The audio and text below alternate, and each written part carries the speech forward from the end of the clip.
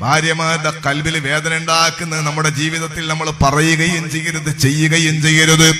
എത്രയാണ് അവര് നമുക്ക് വേണ്ടി അധ്വാനിക്കുന്നത്, എത്രയാണ് അവര് നമുക്ക് വേണ്ടി നടക്കുന്നത്, എത്രയാണ് അവര് നമുക്ക് വേണ്ടി കഷ്ടപ്പെടുന്നത്. ആ കഷ്ടപ്പാട് നമ്മളൊന്ന് തിരിച്ചറിഞ്ഞിട്ട് അവര് പറയുന്ന വിഷയങ്ങളൊന്ന് പരിഗണിച്ചാൽ എല്ലാ കുടുംബവും സ്വർഗമായി മാറുന്നതാണ്.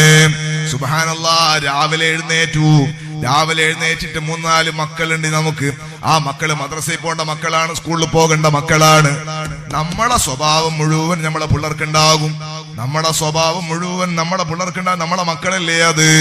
രാവിലെ എഴുന്നേറ്റിട്ട് അടുക്കളയിലേക്ക് നിങ്ങളൊന്ന് നോക്കണില്ലെങ്കിൽ CC ക്യാമറ ഒന്ന് വെച്ചിട്ട് നിങ്ങൾ ഇപ്പുറത്തൊന്ന് നോക്കിയാൽ മതി. എങ്ങനെയുണ്ട് പെണ്ണുങ്ങളെ പരിപാടി? സുബ്ഹാനല്ലാഹ്. രാവിലെ മദ്രസയിലേക്കുന്ന മക്കൾക്ക് വേണ്ടി കഷ്ടപ്പെടുന്ന ഉമ്മ, മദ്രസയിൽ പോയിട്ട് അലിന്യ സ്കൂളിലും കൂടെ പോന്നെങ്കിൽ പറയന്നെ വേണ്ട, ഭയങ്കര പരിപാടിയായിരിക്കും. ഇനി മദ്രസയിൽ നിന്ന് വന്നിട്ട് ആ സ്കൂളിൽ പോന്നെങ്കിലോ രാവിലെയും പണി, അത് കഴിഞ്ഞപ്പാട് സ്കൂളിൽ നിന്ന് വരുമ്പോഴത്തേക്ക് ആദ്യം പണി തന്നെ. എത്ര കൈകൊണ്ടാണ് പെണ്ണുങ്ങൾ രാവിലെ പണിയെടുക്കുന്നത് നിങ്ങൾ നോക്കിയിട്ടുണ്ടോ? 2 കൈകൊണ്ട് പണിയെടുത്താൽ ഈ പണി തീരൂല. നമ്മളെ ഭാര്യമാർക്ക് എത്ര കൈയാണെന്ന് രാവിലെ നിങ്ങളൊന്ന് പോയി നോക്കണം. അല്ലാ, ഇങ്ങനെ പ്രവർത്തനം നടത്തിക്കൊണ്ടിരിക്കുമ്പോഴേക്ക് നമ്മളെ ചെറിയ സാധനം ഉണ്ട്, ചെറിയ കുട്ടി, എന്റെ ബാഗ് കാണുന്നില്ല, അവന്റെ ബാഗ് കാണുന്നില്ല. അപ്പൊ നോക്കുമ്പോ അതിന്റെ മൂത്തതിന്റെ സ്കൈല് കാണുന്നില്ല. ബാഗ് എടുത്തു കൊടുക്കുമ്പോഴത്തേക്ക് മറ്റേതിന്റെ സ്കൈല് കാണുന്നില്ല.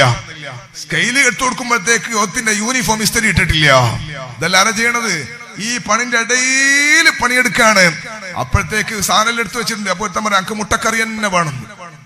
സംഗതി കടലക്കറിയാ ഉള്ളത്, മുട്ടക്കറി തന്നെ വേണം. 5 സ്റ്റാർ ഹോട്ടലിൽ പോയാലേ പിള്ളേർ ഓർഡർ ചെയ്യലാണ്.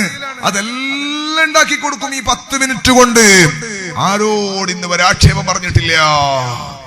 ഭാര്യമാരുടെ ഖിദ്മത്ത് ശ്രദ്ധിക്കാഞ്ഞിട്ടാണ്, അവരെ പ്രവർത്തനങ്ങൾ വീട്ടിൽ എങ്ങനെയാ നടക്കുന്നത് ആലോചിക്കാഞ്ഞിട്ടാണ് കുടുംബ പ്രശ്നങ്ങൾ ഉണ്ടാകുന്നത്.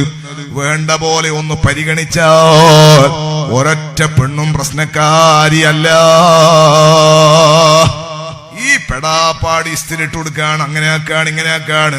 അപ്പോഴത്തേക്ക് സുബ്ഹാനല്ലാഹ്, കുളിക്കാൻ വേണ്ടിയിട്ട് ഒരു കുഞ്ഞിക്ക് ചൂടുവെള്ളം വേണം, അത് റെഡിയാക്കി കൊടുക്കുകയാണ്. അപ്പൊ മറ്റേ കുട്ടി അതിന്റെ ബാത്റൂം എന്ന് വിളിച്ച് പറയാണ് തോർത്തെടുക്കാണ്ടാ കുളിക്കാൻ പോയെ. ഇങ്ങനെ എത്ര 4 കുട്ടികൾ ഉമ്മാനിട്ടിട്ട് വട്ടം കറക്കാണ്. 1 മണിക്കൂർ. ലാസ്റ്റ് കുഞ്ഞും കൂടെ സ്കൂൾ ബസ് കയറിയാൽ ഉമ്മ അൽഹംദുലില്ലാഹ് ഒരു സമാധാനം. 2 മണിക്കൂർ എന്തൊരു പണിയാ എടുത്തതെന്നറിയോ? ഇതാറ്റം ഗൾഫിൽ നിന്ന് എടുത്തില്ലെങ്കിൽ രാജാവാകായിരുന്നു നാട്ടില്. അത്ര ഭയങ്കര പണിയാ രാവിലെ ആ പെരക്ക് ഉമ്മ എടുത്തത്. എനിക്ക് അതിനേക്കാളും വലിയ സങ്കടം എന്താ അറിയോ?